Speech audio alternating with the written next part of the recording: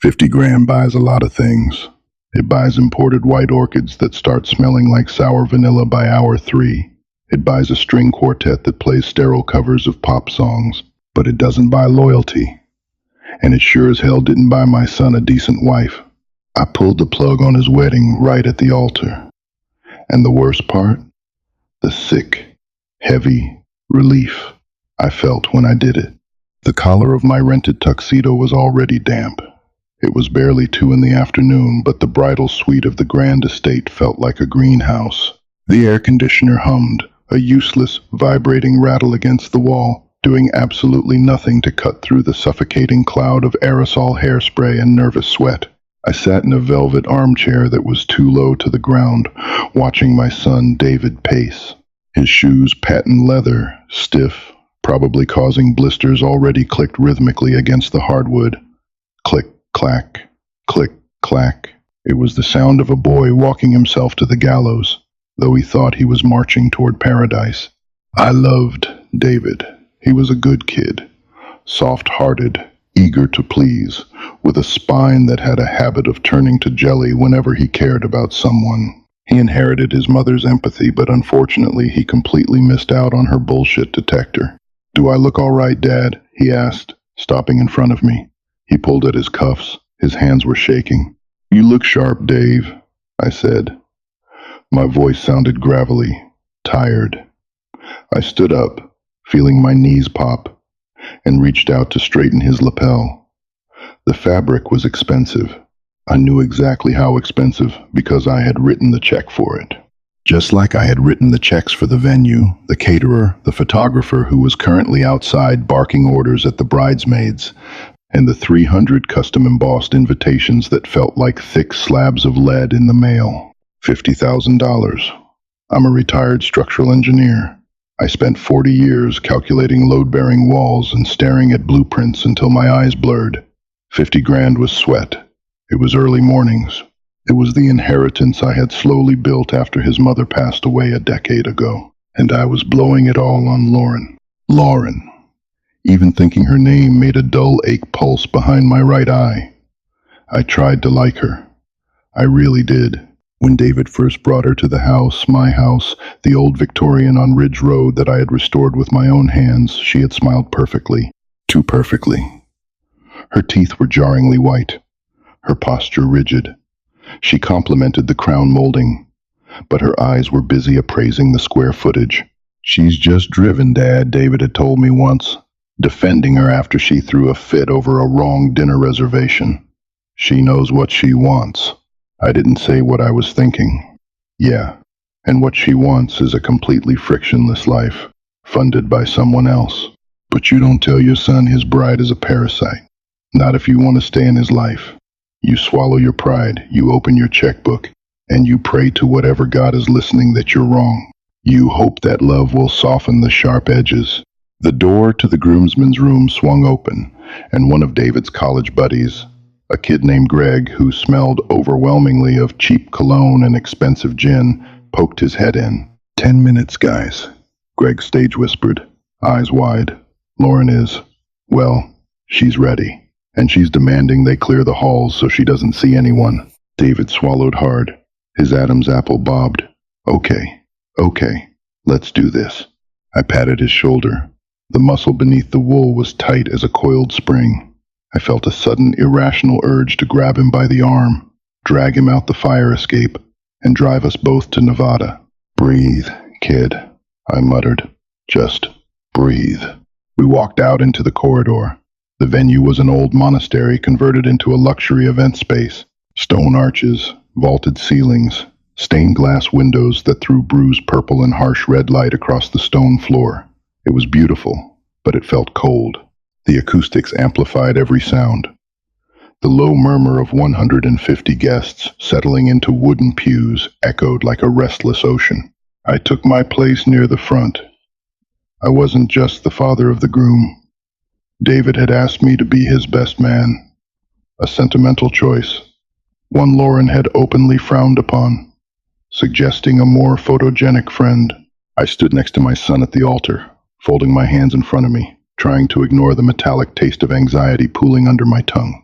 The string quartet transitioned from a low hum of classical filler to the definitive, heavy, drawn-out notes of the bridal chorus. The heavy oak doors at the back of the hall groaned open. A collective intake of breath rippled through the crowd. I looked down the aisle.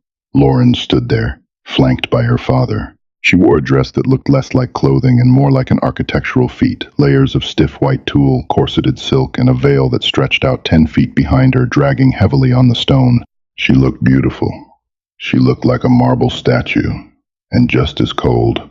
As she began her slow, calculated march down the aisle, I glanced at David. Tears were welling in his eyes. He looked entirely consumed by her. I forced a smile onto my face, shoving my hands into my pockets to keep them from fidgeting. Let it go, Arthur, I told myself. It's her day. Let it be. If only I had known what was folded inside the tight silk bodice of that dress. The ceremony was agonizingly slow. The officiant, a hired professional with a booming theatrical voice and a spray tan, droned on about the symphony of two souls intertwining. The scent of the lilies flanking the altar was growing oppressive. It was a thick, funereal smell that clawed at the back of my throat. I stood 2 steps behind and to the left of David.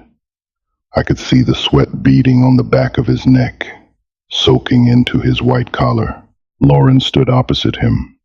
She hadn't looked at me once. Her gaze was locked on David, but there was something clinical in her eyes. She wasn't weeping. She wasn't smiling a genuine, messy smile. She looked like someone closing a very lucrative business deal. And now, the officiant boomed, his voice echoing off the stone walls. David and Lauren have chosen to exchange personal vows, promises forged in their own hearts. David went first. He pulled a crumpled piece of paper from his pocket. His voice shook. He talked about how she was his anchor, how she brought light into his life, how he promised to spend every waking moment ensuring she never wanted for anything. It was poetic, desperate, and entirely one-sided. I felt a twist of pity in my gut. When he finished, he sniffled, wiping his nose with the back of his hand, a clumsy human gesture that made Lauren's upper lip twitch in faint disgust. "Lauren," the officiant prompted gently. Lauren didn't pull out a piece of paper. She didn't look at the crowd. She took a half step forward. The heavy silk of her dress rustled loudly in the quiet hall. Swish, swish. She looked at David, then, slowly, she turned her head and looked directly at me. My stomach plummeted. A cold electric spike of adrenaline shot down my spine. I knew that look. I had seen it when she haggled over the catering bill, demanding I pay for the upgraded lobster medallions instead of the chicken. It was the look of a predator, cornering tired prey. She turned back to David. She reached into the sweetheart neckline of her dress. Her manicured fingers, tipped with perfect white acrylics, pulled out a tightly folded, thick piece of paper. It wasn't a vow. It looked like legal parchment. "David," she said. Her voice wasn't projected for the crowd. It was dropped to a low, sharp register, meant only for the 3 of us at the altar and the officiant. The microphone clipped to the officiant's robe didn't catch it clearly, leaving the audience in a confused, stretching silence. "Lauren," David whispered back, his smile faltering. "What is that?" "It's our future," she whispered. "But I need a guarantee." A guarantee?" David's voice squeaked. He looked back at me, panicked, like a kid who had lost his mother in a grocery store. Lauren unfolded the paper. Her movements were precise, unhurried. She held it out to him, but her eyes flicked to me. "I love you, David," she said, her tone flat, devoid of any warmth. "But I cannot say I do unless we have security. You told me your father was going to leave the Ridge Road house to you eventually." The blood in my ears began to roar. The Ridge Road house. The house where David took his first steps. The house his mother and I spent 3 years rewiring and painting. The house that was my only real asset left after paying for this circus. "Lauren, please," David whispered, his face flushing a violent, patchy red. "Not now. We talked about this. Dad said we could live there rent-free for a year while we save." "A year is an ownership, David," she hissed, leaning in closer. The smell of her perfume, something sharp, floral, and aggressively expensive, overpowered the lilies. I am not walking into a marriage without equity. I had my lawyer draft this. It's a quick claim deed. Your father signs the house over to us. Today, right now, or this stops here. The officiant shifted awkwardly, leaning in. Is everything all right? He whispered, covering his microphone. Everything is fine, Lauren said to him, flashing a terrifyingly brief, fake smile. She turned back to David. Well, I stood frozen. For a second, I thought I was having a stroke. The audacity was so monumental, so perfectly timed, that my brain couldn't process it. She had weaponized the wedding. She had calculated the exact moment where the social pressure would be at its absolute peak. 150 people staring, $50,000 spent. The embarrassment, the shame, the sheer momentum of the day. She was betting all of it that I would cave just to avoid a scene. She was betting that David would beg me. And the worst part was, she was half right. David turned to me. His eyes were wide, wet, and terrified. He looked physically ill. Dad, he mouthed. He didn't say the words, but the plea was written in the agonizing twist of his features. Please, don't ruin this for me. Just do it. The silence in the hall was no longer expectant. It was rotting. The crowd was starting to shift. I heard a low cough from the third row. A baby fussed in the back. The string quartet had completely stopped playing, their bows resting awkwardly on their laps. I looked at the piece of paper in Lauren's hand. I saw the blank line at the bottom, waiting for my signature. I saw the smug, immovable certainty in her eyes. She thought she had won. She thought I was just an old, tired man who would pay any ransom to keep his son from being humiliated. Something broke inside me. It wasn't a loud, shattering snap. It was quiet. It was the sound of a rusted bolt finally giving way. I didn't feel heroic. I felt nauseous. I felt a deep, profound exhaustion settle into my bones. No, I said. My voice was quiet, but in the echoing acoustics of the stone monastery, it carried just enough. Lauren's eyes narrowed. The smugness flickered, replaced by a momentary flash of genuine confusion. Excuse me, she whispered sharply. Dad, David choked out, stepping toward me. He grabbed my forearm. His grip was weak, trembling. Dad, please. It's just paper. We can sort it out later. It's not just paper, Dave, I said, looking at my son. I felt a terrible, heavy sorrow for him. He was blind, walking willingly into a wood chipper. It's the deed to my home, and she brought it to the altar. Arthur, Lauren said. Her voice lost its whisper. It grew harder, louder. A few people in the front row, her parents among them, leaned forward, their faces contorting in confusion. You promised to support us. You promised to help us build a life. If you don't sign this, I am walking back down that aisle. She was calling my bluff. She was doubling down, assuming the threat of public humiliation would crush me. I looked at the crowd. I saw my sister in the second row, clutching her purse, her mouth slightly open. I saw Lauren's father, a severe man in a tailored suit, beginning to stand up. I looked at the extravagant floral arch above us. I thought about the check I wrote to the caterer just 2 days ago. 50 grand. Okay, I said. Lauren smirked. She thrust a silver pen toward me. Sign. No, I said, stepping past her pen. I moved toward the officiant, who looked like he wanted the stone floor to open up and swallow him whole. I reached over and tapped the microphone, clipped to his lapel. Testing, I said.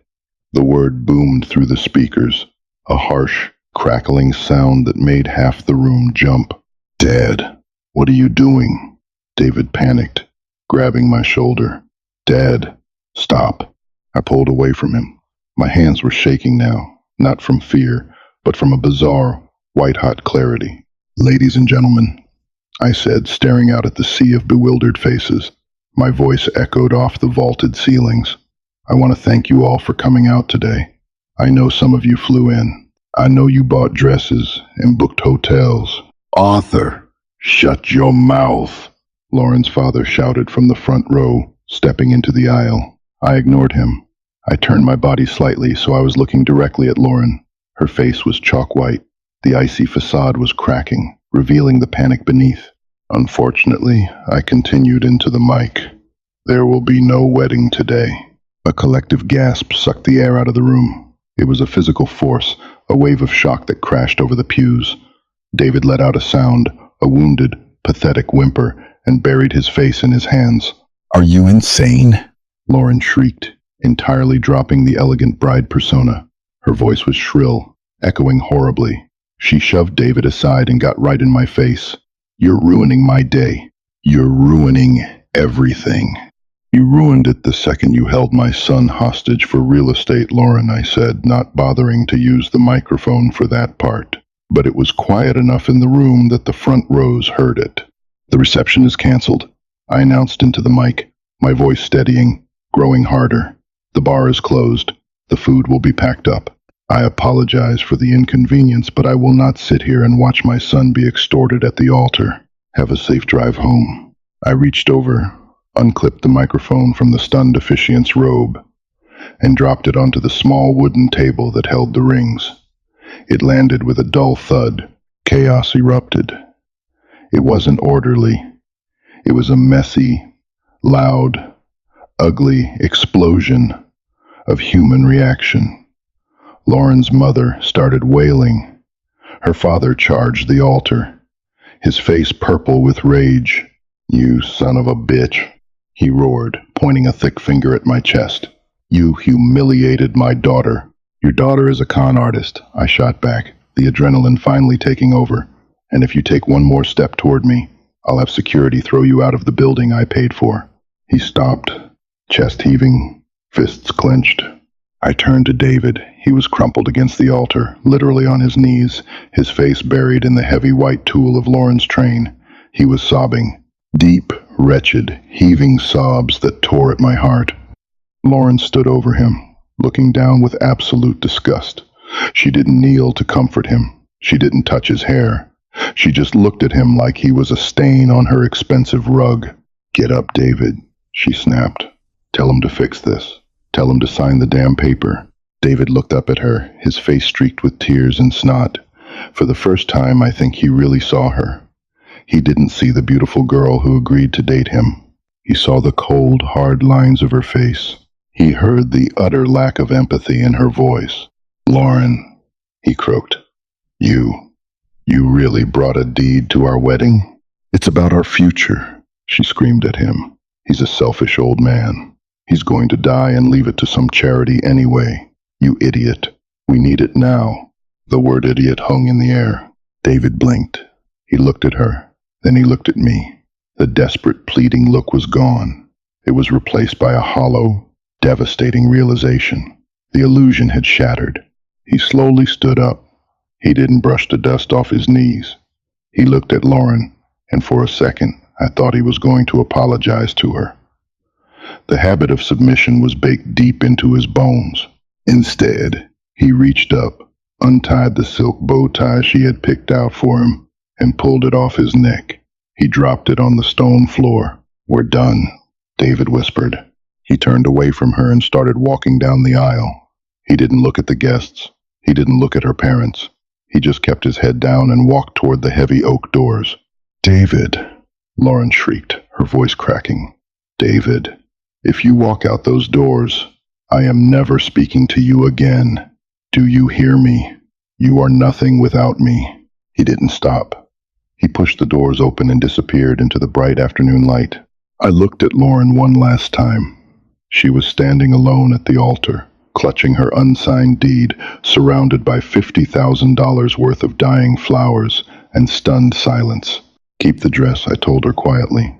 Then I turned and followed my son out the door. The heavy oak doors of the monastery slammed shut behind me, cutting off the echoing din of the ruined ceremony. The sudden quiet was heavy, absolute, and deeply disorienting. I stepped out into the blinding mid-afternoon sun. The heat hit me like a physical blow. After the air-conditioned, stone-cold dampness of the venue, the humid summer air felt thick enough to chew. A solitary crow cawed from the telephone wire across the street. The contrast was jarring inside. Lives were detonating. Outside, it was just a Tuesday. I squinted against the glare, scanning the massive gravel parking lot. David was halfway to my rusted beige sedan. He wasn't walking. He was stumbling, his shoulders hunched, his arms wrapped around his own ribs, as if he were trying to hold his organs inside his body. I heard the sharp, frantic crunch of his leather shoes digging into the loose stones. "Dave," I called out.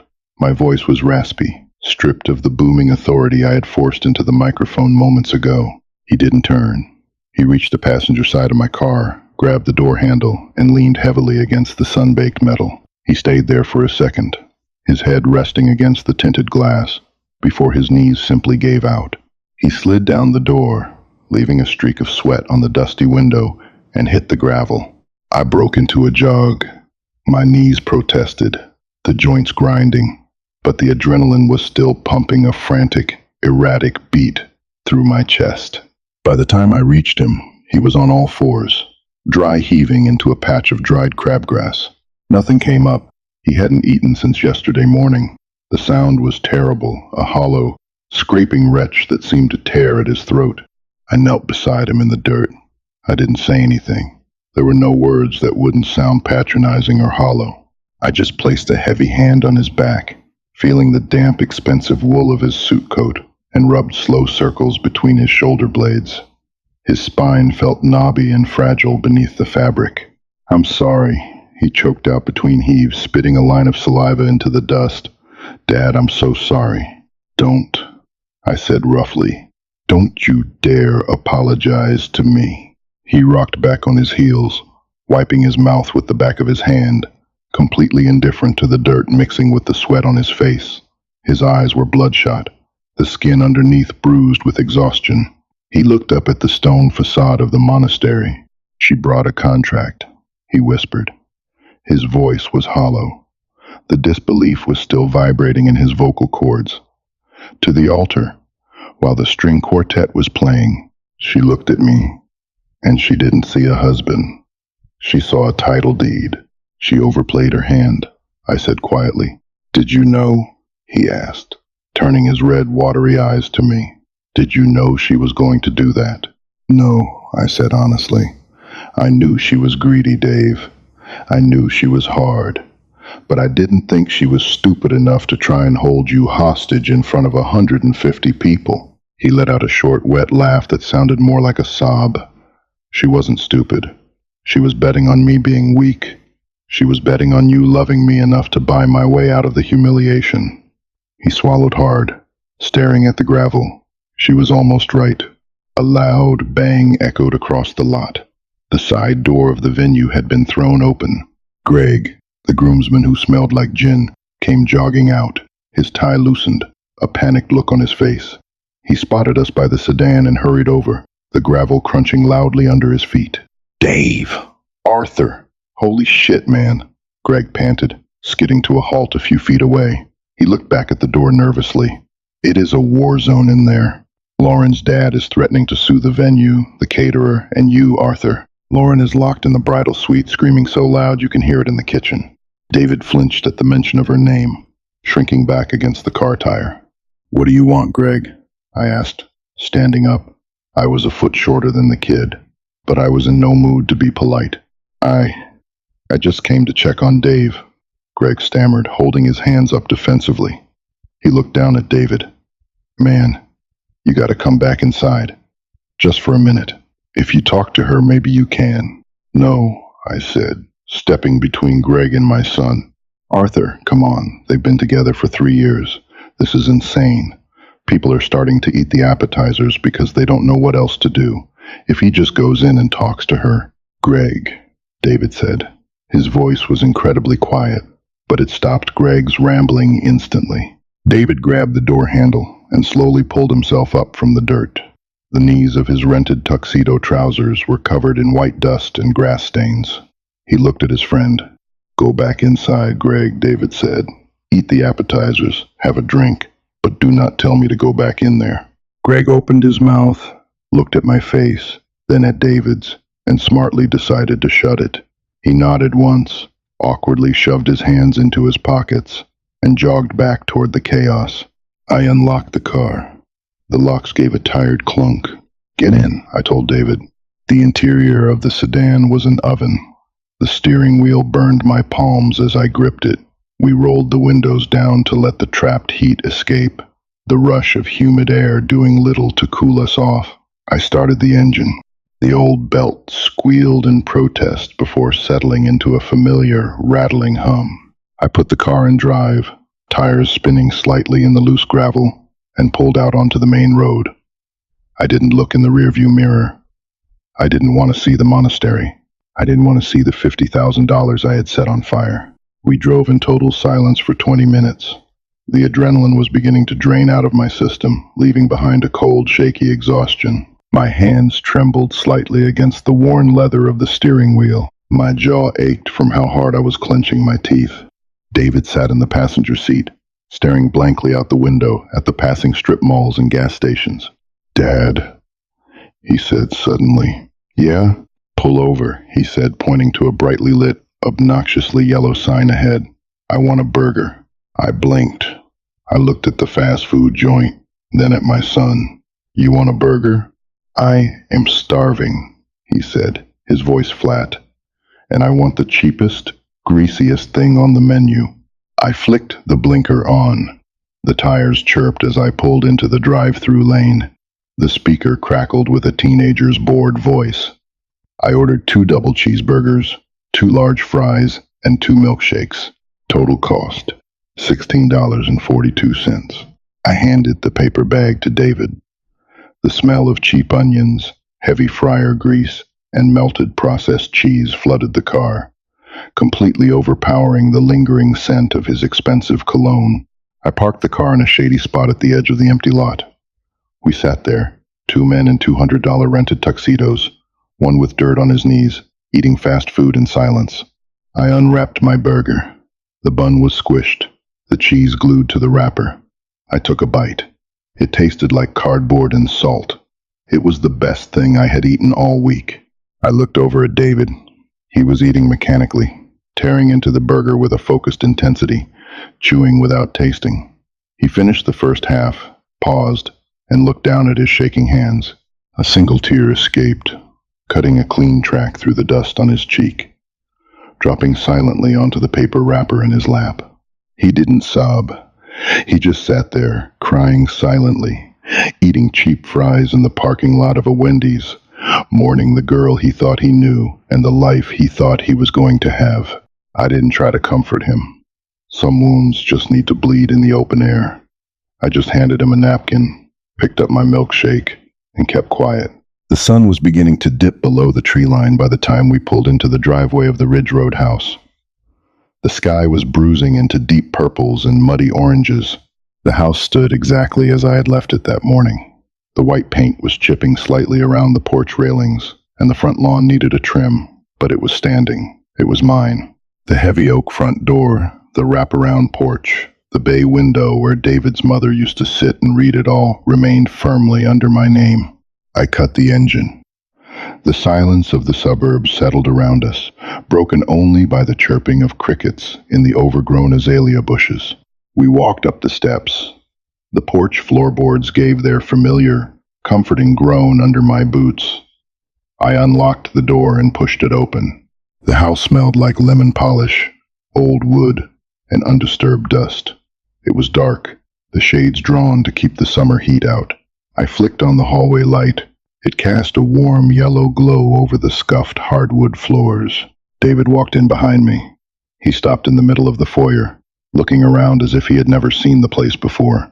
He looked at the dent in the drywall near the baseboard, a scar from when he was 8 years old, and decided to ride his skateboard down the stairs.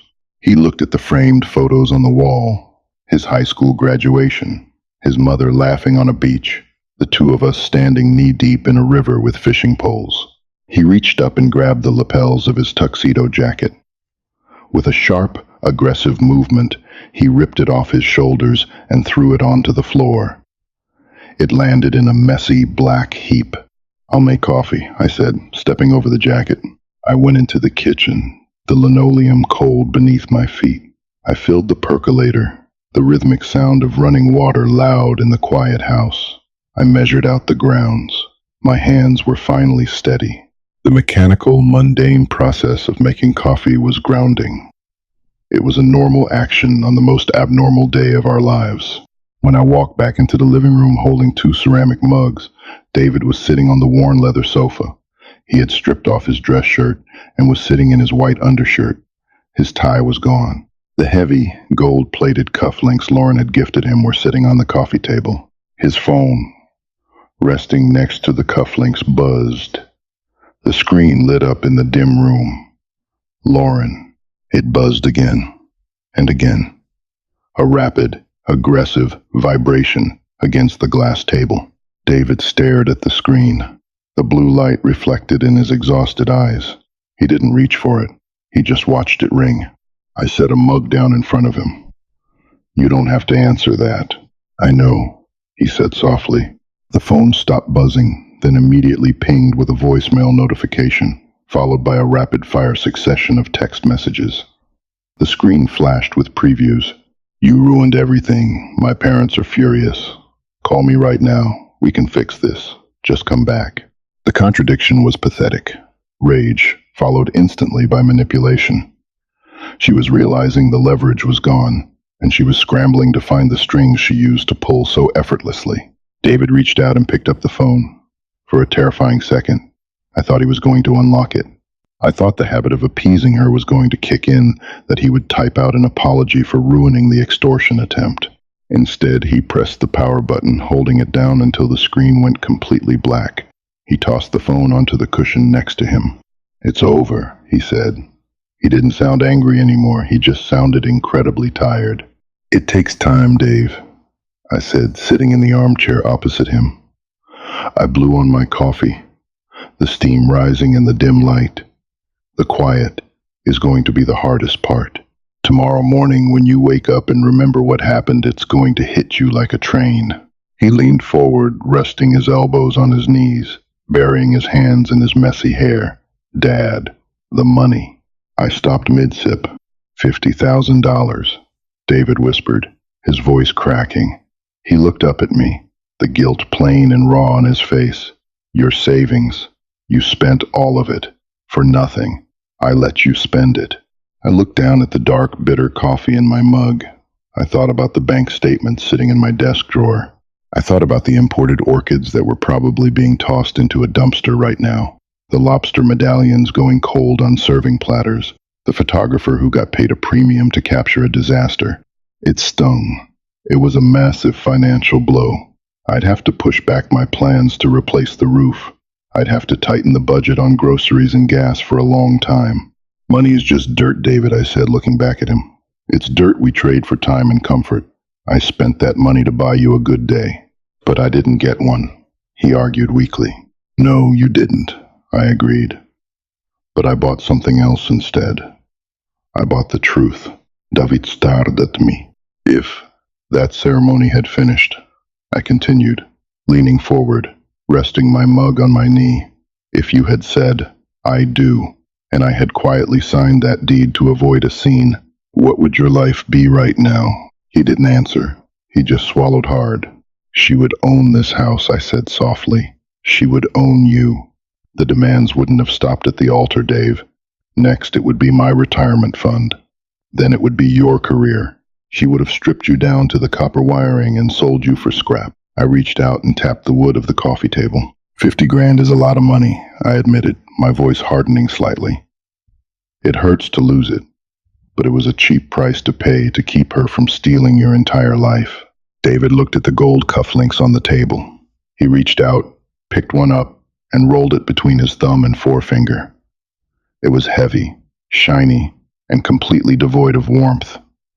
He stood up, walked into the kitchen, and I heard the unmistakable clink of the metal hitting the bottom of the aluminum trash can.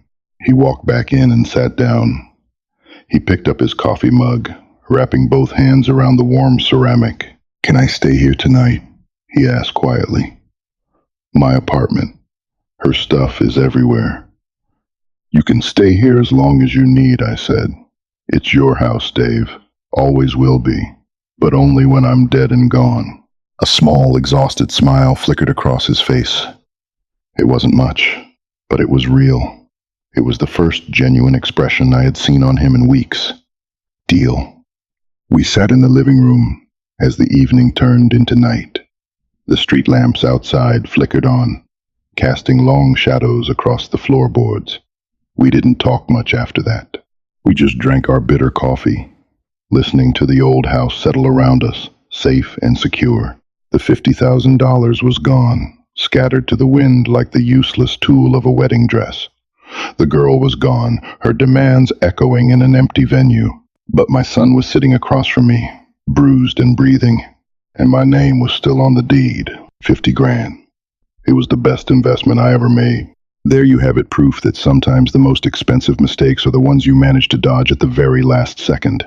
Arthur paid a massive price, but keeping his home and saving his son was worth every penny. If this raw, messy reality hit home for you, do me a favor.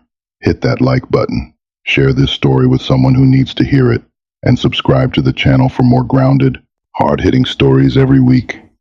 Stay strong out there.